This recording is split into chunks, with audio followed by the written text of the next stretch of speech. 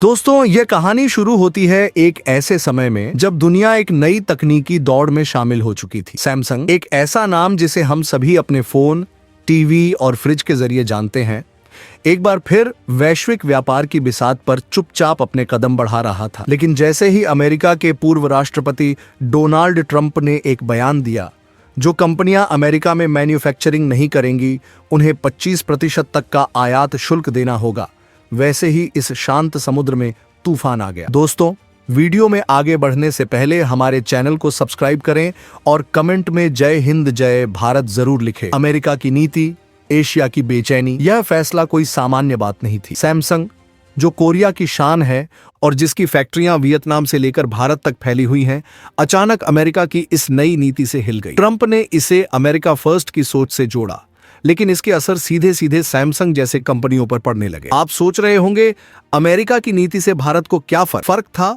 और बहुत गहरा। भारत, जो सैमसंग के लिए एक बड़ा निर्माण केंद्र बन चुका था, अब उसकी भूमिका और भी बढ़ने वाली थी। क्योंकि अगर अमेरिका में बेचे जाने वाले सामान को वहीं बनाना है या अतिरिक्त टैक्स देना है, तो कंपनियों को कोई सस्ता, सुरक्षित और राजनीतिक रूप से स्थिर विकल्प चाहिए, और भारत उस लिस्ट में सबसे ऊपर था। एक कोरियन मीटिंग में लिया गया फैसला। सोल में सैमसंग के हेडक्वार्टर में देर रात एक मीटिंग चल रही थी। बोर्डरूम में गंभीरता थी।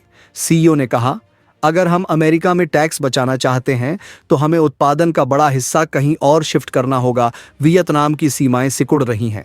भारत अब रणनीतिक रूप से जरूरी हो गया है। वहीं दूसरी ओर नोएडा के एक छोटे से कैफे में दो इंजीनियर आपस में बात कर रहे थे। भाई, सुना है सैमसंग अब यहाँ और फैक्ट्रियां बढ़ाएगा। हाँ, ट्रंप ने कुछ ऐसा बोल दिया है कि सब गड़बड़ हो गया। तो इसका मतलब हमें नौकरी के और मौके मिलेंगे। हो सकता है, देखते हैं क्या होता है। और इसी तरह कहानी आगे बढ़ती है। सपनों की धरती भारत। जब दुनिया के तकनीकी नक्शे पर नजर डालें तो भारत एक चमकता हुआ तारा बनता जा रहा है। युवा आबादी, तेजी से बढ़ता डिजिटल इंफ्रास्ट्रक्चर और सरकारी योजनाओं का मेल, यही वो तीन स्तंभ हैं जिन पर भारत विश्व की फैक्ट्री बनने की ओर बढ़ रहा है। सैमसंग ने जब पहली बार भारत में कदम रखा था, तब वह सिर्फ मोबाइल हैंडसेट असेंबल करता था। लेकिन अब हालात बदल रहे थे। ट्रंप के नए टैरिफ से बचने के लिए सैमसंग को एक मजबूत विकल्प चाहिए था, और भारत ने खुद को उस विकल्प के रूप में प्रस्तुत किया। नोएडा से लेकर चेन्नई तक। नोएडा, उत्तर प्रदेश, सैमसंग का सबसे बड़ा मोबाइल फैक्ट्री हब। यहाँ हर दिन लाखों मोबाइल फोनों की असेंबली होती है। लेकिन अब ये सिर्फ असेंबली नहीं रही,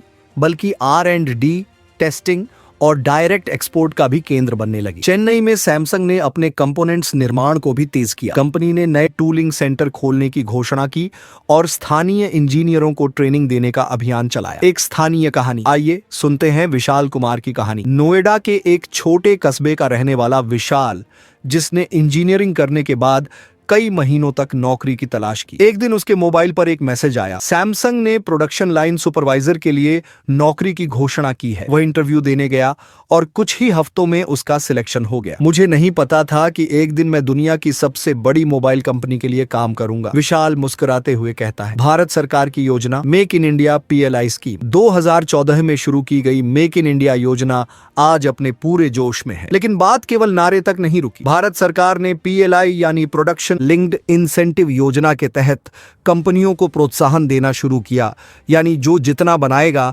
उसे उतनी सब्सिडी मिलेगी। सैमसंग जैसी कंपनियों को यह बेहद आकर्षक लगा। जहां वियतनाम में श्रमिकों की लागत बढ़ रही थी, वहीं भारत ने कम लागत के साथ उच्च कौशल और राजनीतिक स्थिरता दी। PLI स्कीम के तहत सैमसंग को मिलने वाले लाभ: हर यूनिट पर 4 से 6% तक की सब्सिडी, टर्म टैक्स छूट, भूमि अधिग्रहण में सरकारी सहायता, तेज पर्यावरण क्लियरेंस, अंतर्राष्ट्रीय राजनीति और भारत का लाभ। डोनाल्ड ट्रंप की नीति भले ही अमेरिका को फायदा पहुंचाने के लिए बनी हो, लेकिन भारत के लिए यह एक अप्रत्यक्ष वरदान बन गई। अमेरिका और चीन के बीच व्यापार युद्ध पहले ही कंपनियों को चीन से बाहर निकलने पर मजबूर कर रहा था।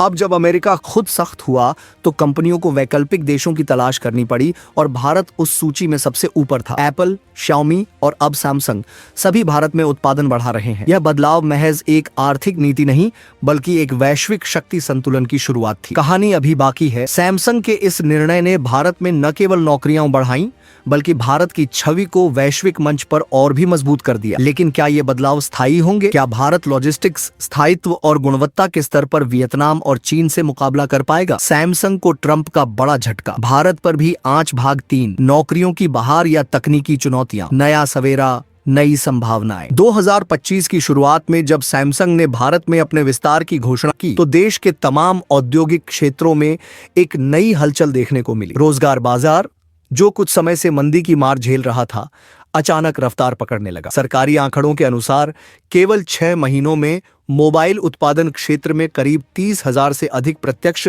और अप्रत्यक्ष नौकरियां उत्पन्न हुई। ये केवल शुरुआत थी। नोएडा की ममता यादव, जिन्होंने बीएसएससी के बाद काफी समय तक घर संभाला था, अब एक ट्रेनिंग सेंटर में ट्रेनी इंजीनियर थी। पहले सोचा था फैक्ट्री का काम पुरुषों के लिए होता है, वह हंसते हुए कहती है, लेकिन अब मैं खुद एसएमटी मशीनें ऑपरेट कर रही हूँ। रोजगार की नई लहर। सैमसंग के भारत में विस्तार से केवल इंजीनियर ही नहीं बल्कि कई सप्लाई चेन सेक्टर्स भी सक्रिय हो गए।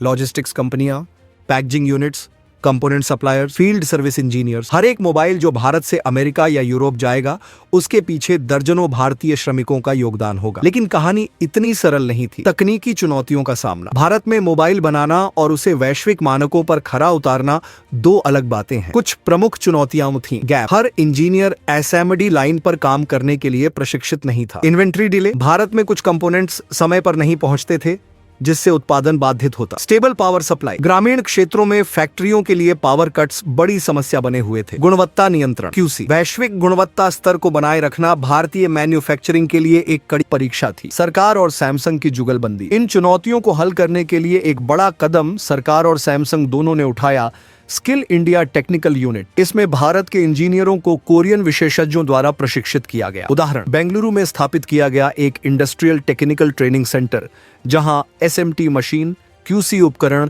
और वायरलेस टेस्टिंग जैसी ट्रेनिंग दी जा रही है। एक प्रशिक्षक ने बताया, हम केवल जॉब नहीं दे रहे, हम भविष्य की पीढ़ी तैयार कर रहे हैं जो भारत को टेक्नोलॉजी लीडर बनाएगी। छोटे शहर, बड़े सपने। अब भारत के सिर्फ मेट्रो शहर नहीं बल्कि लुधियाना, भोपाल, जयपुर, सिलचर जैसे टियर 2 और टियर 3 शहर भी इस परिवर्तन का हिस्सा बनने लगे हैं। कल्पना कीजिए, भोपाल का एक युवक जो पहले बीपीओ में काम करता था, अब मोबाइल सर्किट डिजाइन कर रहा है। सिलचर की लड़की जो पहले फैशन डिजाइनर बनना चाहती थी, अब पीसीबी टेस्टिंग कर रही है। एक बड़ा प्रश्न, लेकिन फिर भी एक बड़ा सवाल रह जाता है, क्या भारत केवल असेंबली हब बनकर रह जाएगा या यहां से असली इनोवेशन भी निकलेगा? दोस्तों, वीडियो पसंद आया हो तो लाइक करें, शेयर करें और कमेंट में जय हिंद जय भारत जरूर लिखें। धन्यवाद दोस्तों।